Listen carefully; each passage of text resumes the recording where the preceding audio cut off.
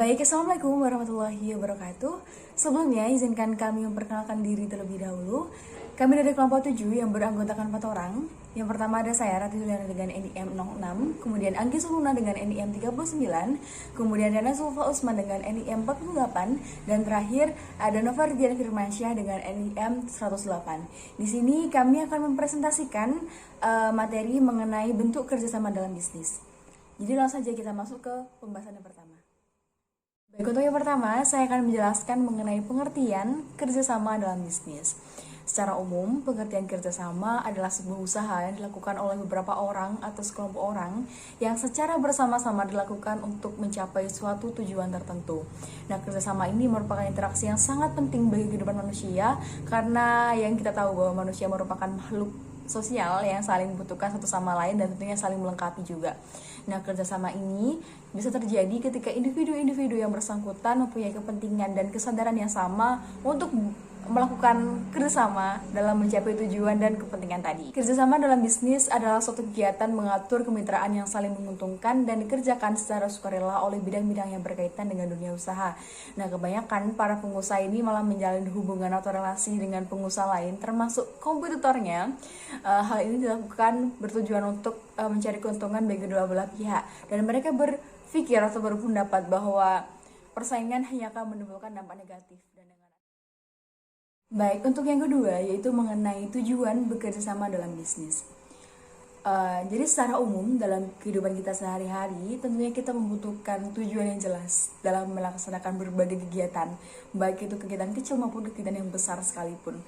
Mengapa? Karena dengan tujuan yang jelas, maka kegiatan yang kita lakukan tersebut akan terfokuskan dan tidak melebar kemana-mana. Begitu pula dengan bekerja sama dalam bisnis. Tentunya dalam bekerja sama dalam bisnis ini juga ada tujuannya. Nah, berikut adalah tujuan dari bekerja sama dalam bisnis. Untuk tujuan yang pertama yaitu meningkatkan rasio untuk mencapai suatu keuntungan. Kemudian yang kedua untuk meningkatkan kesatuan dan persatuan dalam suatu negara. Yang ketiga membuat pelaku kegiatan saling mengenal satu sama lain. Dan yang terakhir menjadi sarana untuk mengemukakan opini dan pendapat. Seperti itu. Cukup dari saya, untuk menjelaskan lebih lanjutnya akan dijelaskan oleh teman saya yang lain. Terima kasih. Baik, untuk yang selanjutnya yaitu bentuk dan jenis kerjasama dalam bisnis. Untuk yang pertama yaitu bentuk kerjasama dalam bisnis. Suatu perusahaan bekerja sama dengan perusahaan lain dalam kegiatan bisnisnya adalah untuk memperoleh keuntungan atau menaikkan produktivitas perusahaan. Ada beberapa maksud dan tujuan perusahaan melakukan kerjasama dengan perusahaan lain ini seperti memperbesar perusahaan, meningkatkan efisiensi, menghilangkan atau mengurangi risiko persaingan, menjamin tersedianya pasokan atau penjualan dan distribusi ataupun lain sebagainya. Ada beberapa macam bentuk kerjasama dalam kegiatan bisnis yang sering dilakukan oleh perusahaan. Untuk yang pertama, ada tawar-menawar atau bargaining. Tawar-menawar ini merupakan suatu bentuk dalam bekerja sama yang dilakukan dua atau lebih individu mengenai persetujuan dan kesepakatan dalam pertukaran jasa maupun barang. Nah, salah satu contoh dari bentuk bekerja sama ini adalah kegiatan jual beli yang terjadi di pasar tradisional maupun yang terjadi pada pasar modern. Untuk yang kedua, ada dasar kerukunan. Kegiatan bekerja sama atas dasar kerukunan ini merupakan suatu kegiatan bekerja sama yang terjadi karena kerukunan yang terjalin di masyarakat itu sendiri. Biasanya hal ini tidak saling mengharapkan imbalan satu sama lain, tapi dengan kata lain dilakukan secara ikhlas dan juga tulus. Untuk contohnya yang sering kali kita lihat yaitu adalah kegiatan gotong royong membersihkan lingkungan setempat di desa-desa. Untuk yang ketiga ada cooptation, merupakan sebuah proses dalam bekerja sama tentang penerimaan yang berasal dari bermacam-macam unsur baru di dalam rezim organisasi. Hal tersebut merupakan cara menghindari berbagai kecurangan dan hal yang tidak diinginkan yang berpotensi terjadi. Untuk contohnya yaitu dibuatnya undang-undang yang mengatur tentang korupsi dan sebagainya. Untuk yang keempat ada koliasi. Koliasi ini adalah suatu kerjasama yang terbentuk karena adanya perpaduan antara dua organisasi atau lebih yang memiliki tujuan yang sama. Untuk yang kelima ada joint venture. Nah, menurut Engga Prayogi ini, joint venture ada suatu persetujuan di antara dua belah pihak atau lebih untuk melakukan bekerja sama dalam suatu kegiatan. Persetujuan ini yang dimaksud ada kesepakatan atas suatu perjanjian yang berpegangan pada prinsip-prinsip KUH Perdata. Persetujuan harus memenuhi syarat yang sah menurut KUH Perdata seperti yang tertuang dalam pasal 1320. Untuk yang selanjutnya ada jenis-jenis kerjasama dalam bisnis. Untuk yang pertama ada bagi hasil. Nah, bagi hasil ini merupakan jenis kerjasama bagi hasilnya biasanya dilakukan oleh pelaku bisnis kecil, di mana kita mengajak seseorang untuk menjadi pemodal, kemudian pembagiannya hasilnya diatur sesuai dengan kesepakatan. Untuk yang kedua ada membuat peluang usaha. Jenis ini menawarkan keuntungan pada orang lain atau badan usaha. Contohnya seorang penulis yang menerbitkan sebuah novel dan kemudian mengajak seseorang untuk bekerja sama dalam mewujudkan novelnya tersebut. Keuntungan yang diperoleh akan dibagi antara penulis novel dan pemasar novel tersebut. Yang ketiga ada Build, Operate, and Transfer atau BOT. Nah, kerjasama BOT ini mengandalkan kemampuan seseorang untuk melobi pemilik tanah untuk diajak kerjasama. Nantinya, tanah tersebut dioperasikan untuk membangun sebuah usaha dalam jangka waktu tertentu. Bisa kita sebut seperti kontrak ya. Nah, kemudian tanah tersebut dikembalikan pada pemilik tanah dan memberikan keuntungan sesuai dengan kesepakatan yang disetujui. Untuk yang keempat ada merger. Nah, merger ini sudah diatur di Undang-Undang Nomor 40 Tahun 2007 tentang Perseroan Terbatas atau UU PT. Nah, menggunakan istilah penggabungan sebagai pengganti terminologi merger, UU PT memberikan pengertian penggabungan adalah perbuatan hukum yang dilakukan oleh dua perseroan atau lebih untuk meleburkan diri dengan cara mendirikan suatu perseroan baru yang karena hukum memperoleh aktiva dan pasiva dari perseroan yang menggabungkan diri beralih karena hukum pada perseroan yang menggabungkan diri. Nah, yang menerima penggabungan dan selanjutnya status badan hukumnya dari perseroan yang menggabungkan diri terakhir karena hukum. Kerjasama ini diartikan sebagai penggabungan dengan melibatkan dua perseroan atau lebih. Nah, yang kemudian melahirkan suatu perseroan baru.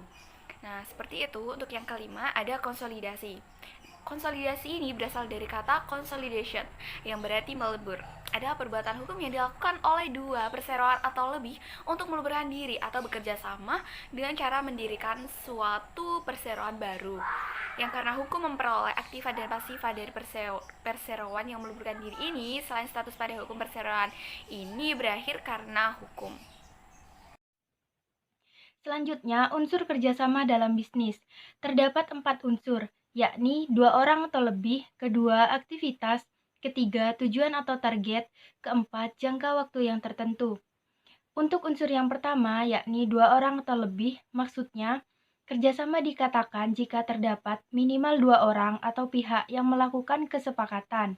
Untuk itu, sukses tidaknya suatu kerjasama ditentukan oleh kedua peran tersebut. Yang kedua, aktivitas.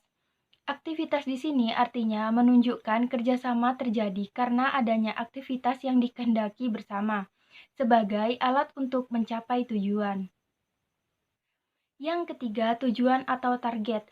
Maksudnya adalah aspek yang menjadi sasaran kerjasama usaha tersebut, biasanya keuntungan baik secara finansial maupun non-finansial yang dirasakan atau diterima oleh kedua belah pihak. Untuk unsur yang keempat, yakni jangka waktu tertentu, di sini menunjukkan bahwasannya kerjasama dibatasi oleh waktu. Artinya, kedua belah pihak ada kesepakatan kerjasama yang dilakukan akan berakhir untuk mencapai tujuan bersama. Biasanya, jangka waktu tertentu di sini dilaksanakan ketika tujuan atau target telah tercapai. Di sini saya akan menjelaskan manfaat dan faktor pendorong kerjasama dalam bisnis. Pada manfaat kerjasama dalam bisnis, ada beberapa manfaat yang dapat oleh perusahaan dalam melakukan kerjasama dalam bisnis ini. Antara lain, yang pertama ada mempererat kegiatan persaudaraan, yang kedua dapat menumbuhkan semangat persatuan, selanjutnya ketika pekerjaan lebih cepat terselesaikan, selanjutnya pekerjaan terasa lebih ringan, dan yang terakhir mendorong individu agar dapat bekerja lebih produktif, efisien, dan efektif. Selanjutnya di sini kita beralih pada faktor pendorong kerjasama dalam bisnis. Ada beberapa faktor pendorong yang membuat seseorang atau kelompok untuk melakukan kerjasama dengan orang atau kelompok lain. Di antaranya di sini yang Pertama ada orientasi. Pada orientasi setiap orang pada kelompoknya sendiri dari mulai arah, tujuan atau kepentingan lain. Untuk mencapai orientasi tersebut, setiap anggota kelompok tersebut mengharap dan mengandalkan bantuan dari anggota kelompoknya. Di sini misalnya kerjasama untuk menyelesaikan tugas kelompok. Selanjutnya ancaman dari luar atau musuh bersama. Di sini ancaman dari luar atau musuh bersama yang dapat mengancam ikatan kesetiaan atau persaudaraan yang secara tradisional atau institusional telah tertanam di setiap anggota kelompoknya. Di sini contoh adanya semangat membela tanah air dari setiap ancaman atau gangguan dari negara lain. Selanjutnya yang ketiga, rintangan dari luar. Kelompok terkadang akan ada kekecewaan atau rasa tidak puas karena tidak tercapainya cita-cita yang diinginkan. Kekecewaan dan rasa tidak puas tersebut kemudian akan menimbulkan sifat agresif dan membutuhkan kerjasama di antara anggotanya. Selanjutnya yang keempat adalah mencari keuntungan pribadi. Terkadang seseorang berharap dapat memperoleh keuntungan yang diinginkannya. Karena hal tersebut, maka seseorang tersebut memiliki keinginan untuk bekerja sama. Selanjutnya yang kelima ada menolong orang lain. Di sini kerjasama terkadang terbentuk karena adanya rasa ingin menolong seseorang atau kelompok lain agar meringankan beban penderitaan mereka tanpa mengharapkan imbalan apapun. Di sini contohnya kerjasama mengumpulkan dana untuk korban bencana alam. Sekian dari kelompok kami. Terima kasih. Assalamualaikum warahmatullahi wabarakatuh.